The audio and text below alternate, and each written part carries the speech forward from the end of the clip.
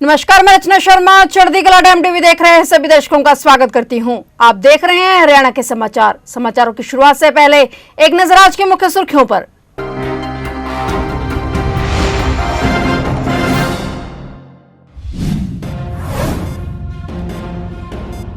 हरियाणा के Dabwali railway station की बदली तस्वीर। पीएम मोदी ने किया उद्घाटन। 13 करोड़ 22 लाख रुपए की लागत से किया वर्चुअल उद्घाटन। सीएम नायब सैनी ने जताया आभार। जल्दी भरे जाएंगे जेल बोर्डरों के 1300 पद। मुख्यमंत्री नायब सिंह सैनी ने की जेल विभाग में भर्ती अभियान की घोषणा। सीएम सैनी ने करनाल में जेल प्रशिक्षण अकादमी का किया उद्घाटन। हरियाणा सरकार में एक और नई एंट्री। हरियाणा सरकार ने परवीन अत्रेय को बनाया सीएम का मीडिया सेक्रेटरी। पहले लोक संपर्क विभाग के थे मीडिया सेक्रेटरी।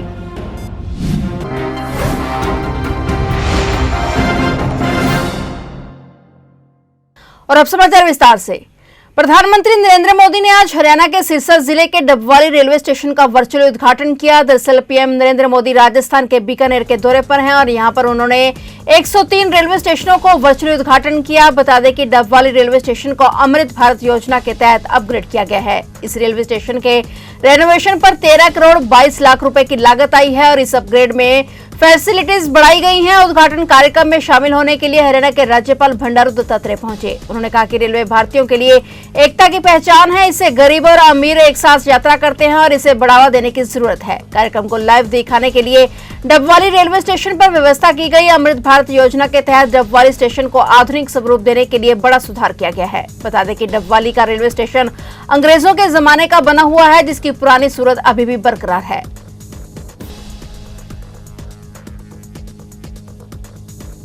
मुख्यमंत्री नायब सिंह सैनी ने जेल विभाग से बड़े पैमाने पर भर्ती अभियान की घोषणा करते हुए कहा कि राज्य की न्यायिक और सुधारात्मक प्रणाली को और मजबूत करने के लिए जेल वार्डरों के लगभग 1300 पद जल्द ही भरे जाएंगे। साथ ही जेल विभाग में मेडिकल और पैरामेडिकल रिक्तियों के साथ साथ करनाल में नवनिर्मित जेल प्रशिक्षण अकादमी के लिए आवश्यक स्टाफ के पदों को भी जल्द ही भरा जाएगा। मुख्यमंत्री नायब सिंह सैनी ने करनाल में जेल प्रशिक्षण अकादमी का उद्घाटन किया, जिसका उद्देश्य जेल कर्मियों को सुधार, पुनर्वास और आधुनिकीकरण पर ध्यान केंद्रित करते हुए व्यापक प्रशिक्षण प्रदान करना है। 6.5 एकड़ में फैली और 3.29 करोड़ रुपए की लागत से निर्मित इस अकादमी में ऊर्जा कुशल और तापमान अनुकूल तकनीक का इस्तेमाल किया गया है। मुख्यमंत्री नायब सिंह सैनी ने जेल विभाग में बड़े पैमाने पर भर्ती अभियान की घोषणा करते हुए कहा कि राज्य की न्यायिक और सुधारात्मक प्रणाली को और मजबूत करने के लिए जेल वार्डरों के लगभग 1300 पद जल्द ही भरे जाएंगे। साथ ही जेल विभाग में मेडिकल और पैरामेडिकल रिक्तियों के साथ साथ करनाल में नवनिर्मित जेल प्रशिक्षण अकादमी के लिए आवश्यक स्टाफ के पदों को भी जल्द ही भरा जाएगा। उन्होंने घोषणा की कि लगभग 300 करोड़ रुपए के निवेश से पंचकुला, दादरी और फतेहाबाद में नए जेलों का निर्माण किया जाएगा और इसके अलावा करनाल में जिला जेल परिसर में एक गौशाला भी शुरू की जाएगी। आज हम सब एक ऐसी ऐतिहासिक क्षण के साक्षी बन रहे हैं कि जब भारत की न्यायिक एवं सुधार प्रणाली को एक नई दिशा देने वाली जेल प्रशिक्षण अकादमी का आज हमने उद्घाटन किया है। यह केवल एक इमारत का उद्घाटन नहीं है, बल्कि यह एक दृष्टिकोण का परिवर्तन है। मुझे खुशी है कि एक नए विजन की शुरुआत है।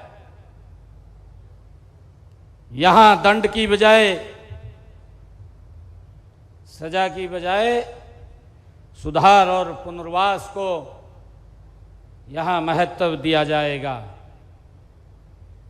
इस अवसर पर मैं सभी अधिकारीगण को और जेल विभाग के सभी कर्मचारियों को आज इस जो जेल ट्रेनिंग सेंटर का इसका उद्घाटन हो रहा है, तो इसकी मैं बहुत बहुत बधाई और शुभकामनाएं सभी को देता हूं। जैसा बताया भी गया है कि ये जेल 6.5 एकड़ में 3 करोड़ 29 लाख रुपए की लागत से ये बनकर के तैयार हुई है। इस परिसर के निर्माण और नवीनतम ऊर्जा बचत तथा तापमान अनुकूल तकनीकों को इसमें अपनाया गया है। मुझे ये भी खुशी है कि इस अकादमी की काफ़ी समय से ज़रूरत भी महसूस हो रही थी, क्योंकि बदलते समय में जेल कर्मचारियों और अधिकारियों को नई नई तकनीकों की जानकारी देना भी बहुत जरूरी है। हरियाणा सरकार में एक और नई एंट्री हो गई है। प्रवीण अत्रे को बड़ी जिम्मेदारी देते हुए उन्हें मीडिया सचिव नियुक्त किया गया है और प्रवीण अत्रे पहले लोक संपर्क विभाग के मीडिया सेक्रेटरी थे और अब बड़ी जिम्मेदारी देते हुए प्रवीण अत्रे को सीएम का मीडिया सेक्रेटरी बनाया गया है। मुख्यमंत्री नायब सिंह सैनी के सीएम के मीडिया सचिव पद पर प्रवीण अत्रे को नियुक्ति कर उन पर अपना पूरा भरोसा जताया है। प्रवीण अत्रे ने लोकसभा और विधानसभा चुनावों में मीडिया से सामंजस्य रखकर जिस तरह अपनी बेहतरीन कार्यप्रणाली से अपने काम की प्रामाणिकता दी थी, उससे नायब सैनी और केंद्रीय मंत्री मनोहर लाल दोनों ही इनसे खुश थे। एक बार फिर से मुख्यमंत्री के मीडिया संबंधित बड़ी जिम्मेदारी दी गई है। भाजपा के संगठन और मुख्यमंत्री कार्यकाल ने हरियाणा में तीसरी बार ऐतिहासिक जीत दर्ज करने के बाद भाजपा ने प्रवीण अत्रे को दी जाने वाली जिम्मेदारी पर अपनी अंतिम मोहर लगाई है।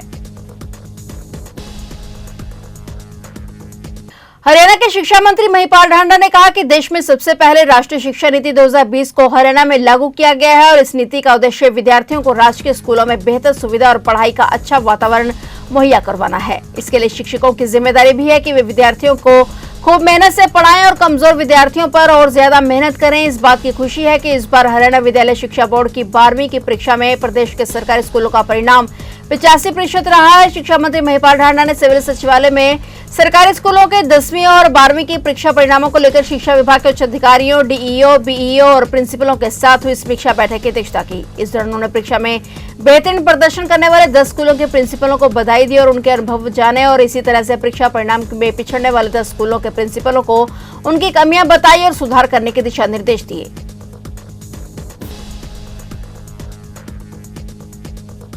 हरियाणा के कैबिनेट मंत्री अनिल विज ने पाकिस्तान पर तंज कसते हुए कहा कि पाकिस्तान ने तो बिकना ही है, वहां आटा, दाल, चावल के भाव भी आसमान छू रहे हैं। वहीं बीएसएफ द्वारा जम्मू सीमा पर नष्ट की गई चौकियों को लेकर विज बोले कि अभी हमने पहले ही कहा था कि जब तक आतंकवादी खत्म नहीं होते तब तक लड़ाई जारी रहेगी। कांग्रेस ने देश भर के सदस्यों की मीटिंग बुलाई है जिसमें उन्होंने मोदी सरकार को घेरने के लिए टीम 140 बनाने का ऐलान किया है, जिस पर पलटवार करते हुए कैबिनेट मंत्री अनिल विज ने कहा कि कांग्रेस वालों को बहुत तकलीफ है कि प्रधानमंत्री की अगुवाई में इतने कम समय में काफी बड़ी उपलब्धि हासिल की है, दुश्मनों के कई ठिकानों को नष्ट किया है। अब ये कांग्रेस को सहन नहीं हो रहा, ये किसी तरह पाकिस्तान की शय पर हमारे युद्ध के नायकों को नीचा दिखाना चाहते हैं।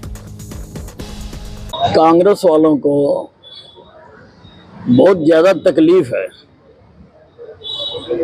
कि नरेंद्र मोदी जी की रहनुमाई में देश ने इतने कम दिनों की लड़ाई में इतनी बड़ी उपलब्धता हासिल की है। 9 उग्रवादी ठिकाने तहस नहस किए हैं, 100 के करीब उग्रवादी मारे गए हैं, 11 जो रनवे हैं वो डैमेज किए हैं और इसके अलावा और बहुत कुछ किया है। अब ये इनको सुहा नहीं रहा, ये किसी भी प्रकार से पाकिस्तान की शय पर हमारे युद्ध के नायक को नीचा दिखाना चाहते हैं, जबकि वो लोगों के दिलों पर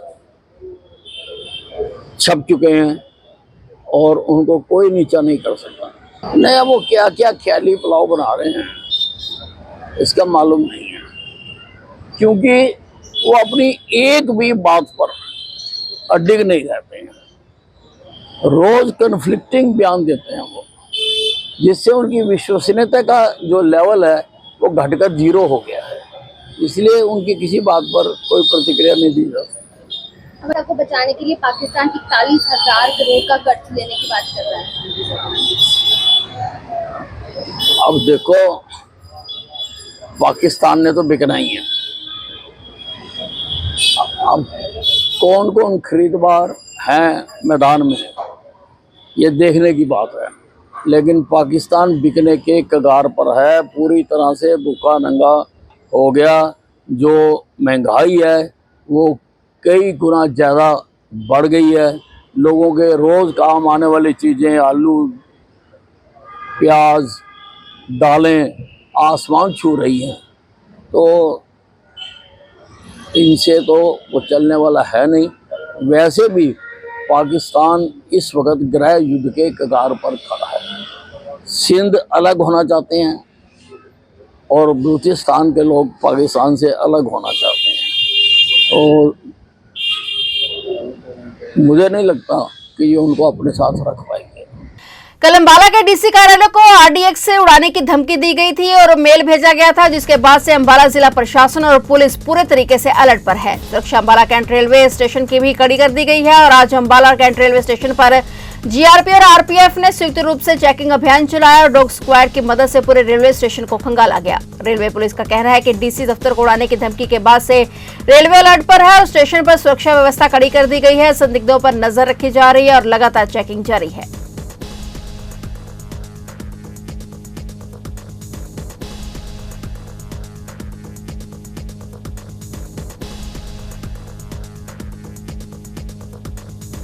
कल यहाँ पे एक मेल आई थी, डीसी ऑफिस को उड़ाने की बम से धमकी दी गई थी। उसके बाद से हम सतर्क हैं। जीआरपी आरपीएफ मिलके स्टेशन को और यात्रियों को सुरक्षित करने के लिए चेकिंग अभियान चला रही है लगातार। आज भी उसी क्रम में हमने एक चेकिंग अभियान चलाया। हमने पार्सल और बाकी जगहों पे, वेटिंग एरिया में, प्लेटफॉर्मों पे, हर जगह पे चेकिंग की है।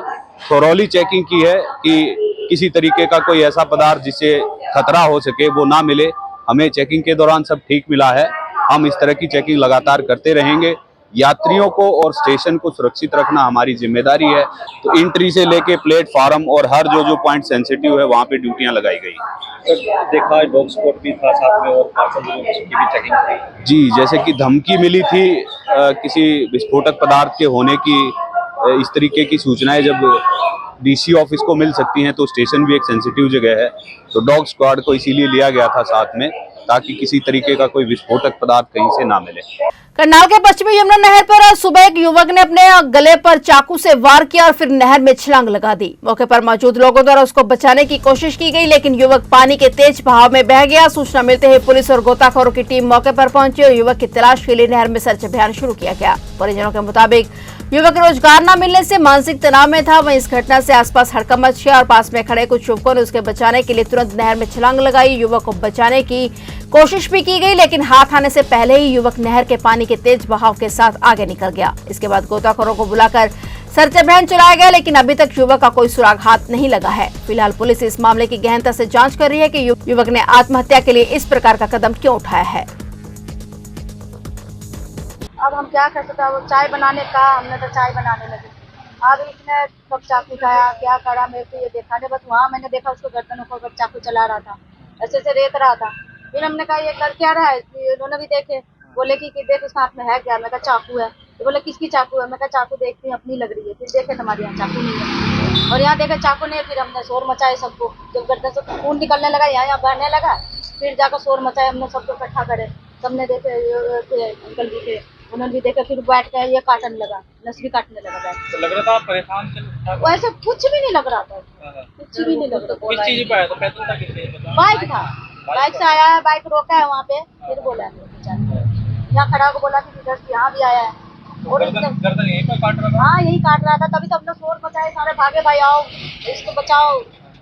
फिर लोग हाथ जा रहे, कौन आता है? कोई नहीं आया। उसके हाथ में चाकू देख के जो एक बंदे आया भी है उसको चाकू दिखाने लगा, फिर उसने बट्टा उठाया, फिर जाकर तब तक गर्दन भी काट लिया था, हाथ भी काट लिया। तो आगे नहर की तरफ भागा था? हमने यहाँ तक देखे, वो पीछे पीछे जा रहे हैं लोग, उनको आगे पकड़ने की कोशिश कर रहा, आवाज भी लगा रहा है, वो मेरा भाग। नहर कितनी दूर है यहाँ से? ये है ना, ज्यादा दूर भी नहीं है ना ये रहा।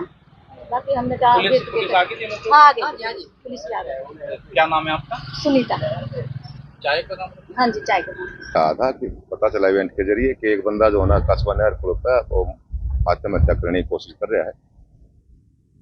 तो जब तक हम यहाँ मौके पहुंचे, वो पब्लिक से छुटा गया, जो ना नहर में छलांग लगा दी उसने। परिवार वाले को सूचना दे दी, घर वाले जो ना मौके पे आ रहे हैं और गोताखोर भी मौके पे। कहाँ का रहने वाला है? ये महमदपुर गांव का है, 35-36 साल की एज की। तो पहले चाकू लिया किसी ऐसा ही? चाकू लिया, यहाँ से लिया, कहाँ से लिया इस बात का कोई पता नहीं। तो पहले गला काटने की कोशिश की है, जो ना फिर यहाँ पे नहर में छलांग लगा ली। परिवार से बात हुई है क्या? परिवार से बात हुई है, ये दिमाग से परेशान चल रहा है। गांव मस्तगढ़ के देवेंद्र पर लगे आरोपों को लेकर हरियाणा गुरुद्वारा प्रबंधक कमेटी के सदस्य कैथल लघु सचिवालय पहुंचे। इस दौरान सिख समाज के लोग कैथल पुलिस अधीक्षक आस्था मोदी से मिले। वहीं कमेटी के सदस्यों ने एसपी कैथल से मिलने के बाद बताया कि देवेंद्र के परिवार ने हमें इस मामले में पुलिस प्रशासन को और सरकार से मिलने के लिए अपील की थी, जिसको लेकर हमारी कमेटी कैथल एसपी से मिली है। कमेटी के सदस्यों ने कहा कि हमें बताया है कि अभी जांच चल रही है। हमारे ना गांव पड़ता है जी यहाँ मस्तगढ़, वहाँ का लड़का है देवेंद्र सिंह। उसको लगभग 11 दिन पहले पुलिस ने इन्वेस्टिगेशन के लिए उठाया था कि इससे हमने कुछ पूछताछ करनी है। इसके कहीं बार जब पीछे युद्ध की स्थिति थी तो उनको ऐसे लग रहा था कि इसका कोई पाकिस्तान से संबंध है। तो इस परिवार ने हरियाणा सिख गुरुद्वारा प्रबंधक कमेटी से एक अपील की थी कि आप सिख समाज के आगे आके और हमारा साथ दें और पुलिस अध्यक्ष को मिलें, या और जैसे सीएम साहब को, या जहाँ भी आपको ये लगता है कि उनको मिलना चाहिए उनको मिलें। उसके हमने पूरा हाउस बुला के 49 मेंबर का, तो कुछ मेंबर कम थे तो 5 मेंबर की एक कमेटी गठित की थी, जिसमें मैं बलविंदर सिंह, गुरनाम सिंह जी लाडी और मेजर सिंह जी गुल्ला और करनैल सिंह जी जींद से। और आज एक मेंबर हमारे बीच में नहीं आए, अपना बलदेव सिंह जी हावड़ी। तो 5 की कमेटी गठित की थी। तो बलदेव सिंह जी के नेतृत्व में आज हमने एसपी साहब से मिलना था, तो उनसे मिलके हमने बात की है। तो एसपी साहब ने कहा है कि हम किसी के साथ ऐसा नहीं करेंगे, गलत नहीं करेंगे।